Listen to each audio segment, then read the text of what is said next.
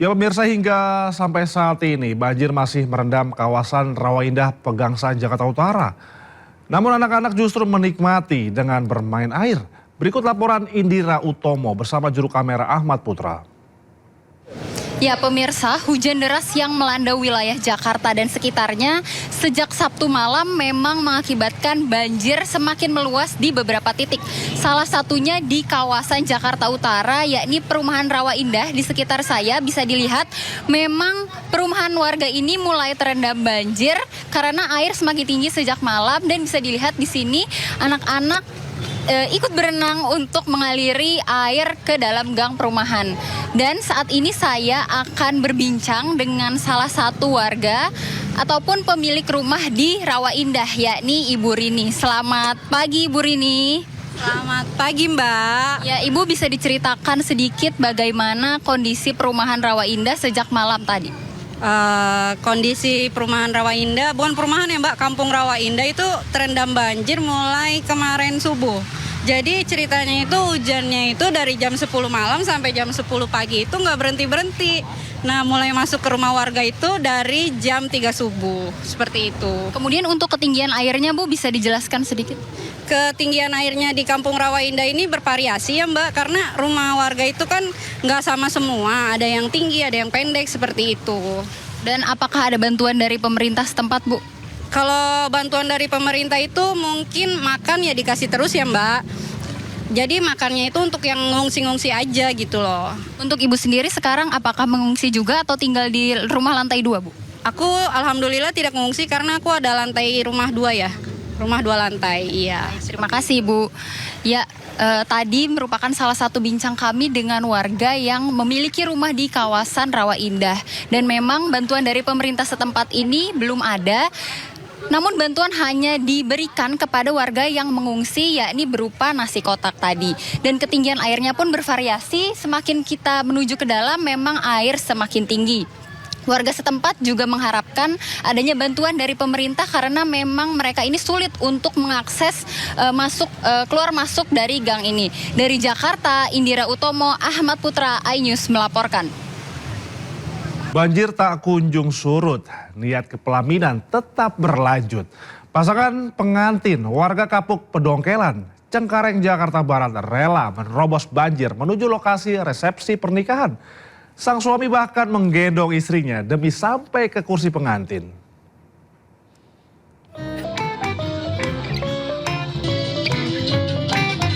Meski harus menggendong sang istri menerobos banjir, mempelai pria di Pedongkelan, Cengkareng, Jakarta Barat ini tak surut membawa istri tercintanya ke lokasi resepsi pernikahan. Meski harus menggulung celana jasnya, sang suami memastikan istrinya yang sudah rapi berkebaya pengantin tidak basah terkena banjir setinggi 20 cm. Video ini pun viral dan membuat banyak warganet tersentuh. Meski panggung pelaminan terendam banjir, resepsi pernikahan tetap digelar dalam suasana sukacita. Padahal sebelumnya sang mempelai wanita sempat putus asa dan ingin membatalkan resepsi pernikahan. Sempat putus asa juga. Saya pas pagi saya membatalin ya acara saya, sampai saya melihat banjir, saya takutnya orang-orang nggak pada datang, saya putus asa di situ. Kawasan Pedongkelan, Cengkareng, Jakarta Barat merupakan satu dari puluhan titik banjir di DKI Jakarta sepanjang akhir pekan kemarin. Dari Jakarta, Miftahul Ghani, iNews melaporkan. Lagi-lagi terjadi di transportasi umum. Dua pria ditangkap polisi karena kedapatan melecehkan penumpang bus Transjakarta Koridor 1A jurusan Pantai Maju Balikota. Motif dibalik aksi tak pantas ini masih dalam penyelidikan kepolisian.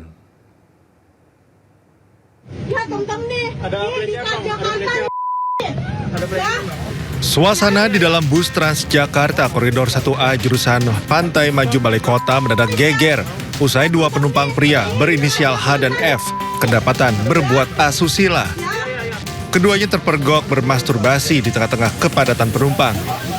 Oleh petugas keamanan bus Transjakarta, keduanya pun diturunkan secara paksa di halte Kota Tua, lalu diserahkan ke Polres Metro Jakarta Utara. Seorang penumpang perempuan bus Transjakarta juga membuat laporan polisi agar kedua pelaku diproses hukum. Petugas kepolisian terus menggali keterangan kedua pelaku terkait motif mereka melakukan tindakan asusila di muka umum. Kedua pelaku tak mengelak dan mengaku baru satu kali melakukan tindakan tersebut. Didapati ya atau tangkap tangan itu melakukan aktivitas seksual ya, yang mengakibatkan berdampak ke atau ada zat yang terkena ke penumpang lainnya.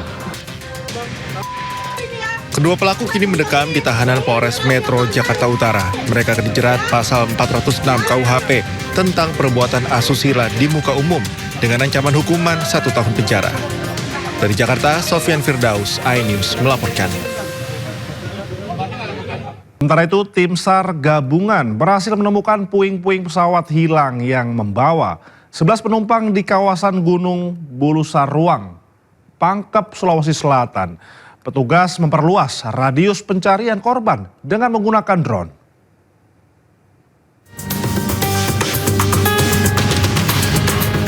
Basarnas terus melakukan pencarian korban pesawat ATR 42500 di Gunung Bulu Saraung, Sulawesi Selatan. Proses pencarian dilakukan di darat dan melalui pantauan udara. Petugas juga melakukan upaya pencarian dengan drone menyisir lereng gunung. Medan yang curam menjadi kendala petugas dalam mencari korban. Komisi Nasional Keselamatan Transportasi KNKT Indonesia masih menyelidiki penyebab pasti kecelakaan pesawat ATR 42500 yang membawa 3 penumpang dari KKP dan 8 awak tersebut.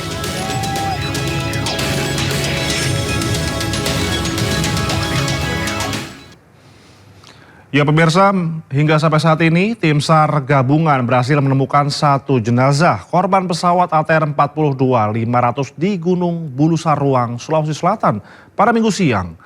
Penemuan jenazah korban menjadi titik krusial dalam operasi yang telah berlangsung selama 2 hari di medan ekstrim perbatasan Maros Pangkep. Lokasi penemuan korban berada di dinding tebing dengan kemiringan ekstrim hingga 90 derajat sehingga menyulitkan proses evakuasi. Evakuasi dilakukan dengan teknik rappelling, yakni menggunakan tali dari atas tebing. Setelah berhasil ditarik dari dinding tebing, korban rencananya akan segera dibawa menuju jalur darat menuju posko Tompo Bulu. Dari jauh saja. Hari ini ada kabar gembira bahwa tim kita selain berhasil mengevakuasi beberapa puing dari pesawat, rupanya tadi sudah saya yakinkan kepada tim yang di depan melalui komunikasi radio bahwa sudah ditemukan 1 korban. Dan sekarang sedang berupaya untuk kita evakuasi ke posko Aju di Tompo Bulu ini. Kondisi korban kami belum bisa menyampaikan di sini. Yang jelas ini butuh effort yang cukup keras karena memang kondisinya luar biasa. Dari sana disampaikan sekarang kondisinya cukup tertutup, berkabut dan medan sangat sulit. Tetapi ini tidak sesulit kalau mungkin kita akan melaksanakan perjalanan ke posko Aju di Tompo Bulu ini. Selain itu, tim SAR gabungan juga berhasil menemukan badan dan ekor pesawat ATR 42500 yang dilaporkan hilang kontak. Serpihan badan dan ekor pesawat ditemukan di lereng Gunung Bulu Saruang, Kabupaten Pangkep. Lokasi penemuan badan dan ekor pesawat ATR 42500 terletak di sebelah utara puncak Gunung Bulu Saruang, tepatnya di Desa Tompo Bolu, Kecamatan Boloci, Kabupaten Pangkep, Sulawesi Selatan. Namun proses menuju badan pesawat belum bisa maksimal karena kondisi medan yang terjal dan kabut yang cukup tebal. Untuk proses evakuasi, tim SAR gabungan tetap akan menggunakan jalur pendakian yang dinilai paling aman. Sebelumnya sebuah pesawat jenis ATR dilaporkan hilang kontak pada Sabtu 17 Januari 2026 sekitar pukul 13:17 WITA. Data awal menyebutkan jumlah person on board sebanyak 10 orang, terdiri dari 7 awak pesawat dan 3 penumpang.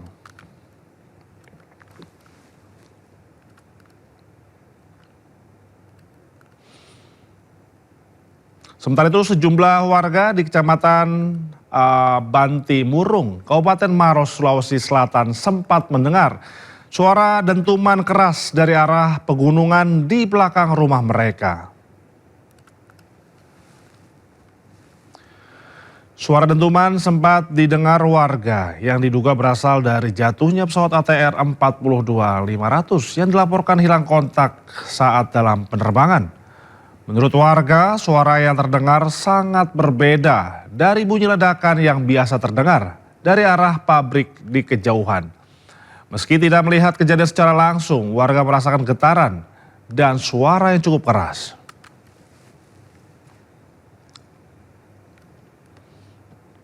Mati, Tung. Ya, itu suara yang tadi ya, Bu?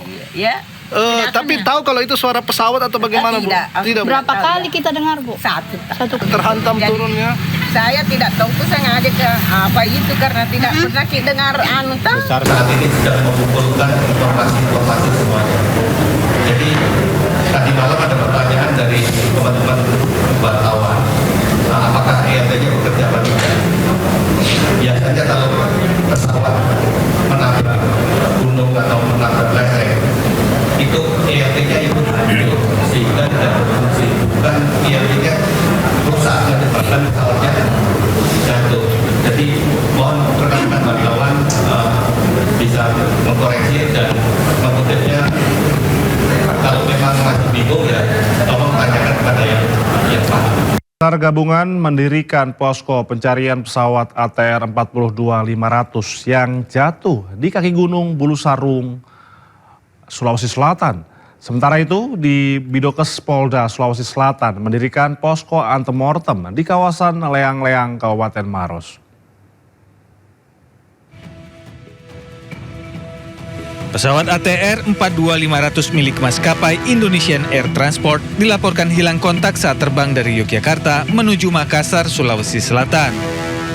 Hingga Sabtu malam, tim SAR gabungan masih belum menemukan titik pasti keberadaan pesawat yang diduga jatuh di kawasan Pegunungan Maros dan Pangkep.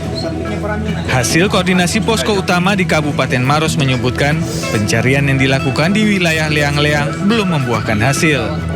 Namun sejumlah temuan justru muncul dari wilayah Kabupaten Pangkep. Seorang pendaki yang berada di puncak Gunung Bulu Saraung, Kabupaten Pangkep, mengaku mendengar suara pesawat terbang rendah sekitar pukul 1 siang. Selain itu, warga sekitar juga menemukan sejumlah dokumen yang diduga milik penumpang.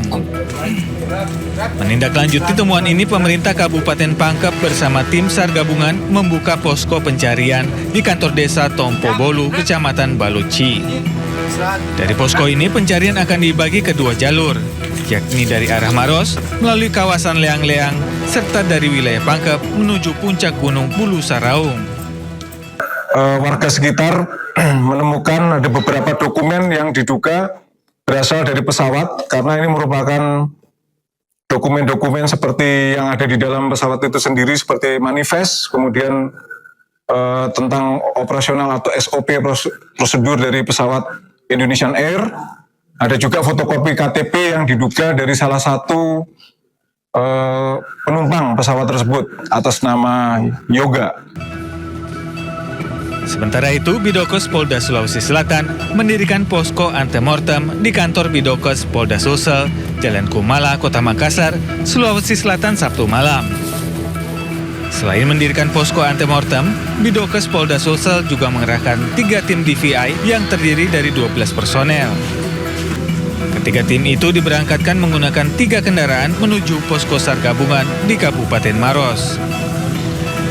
Tim Liputan iNews melaporkan.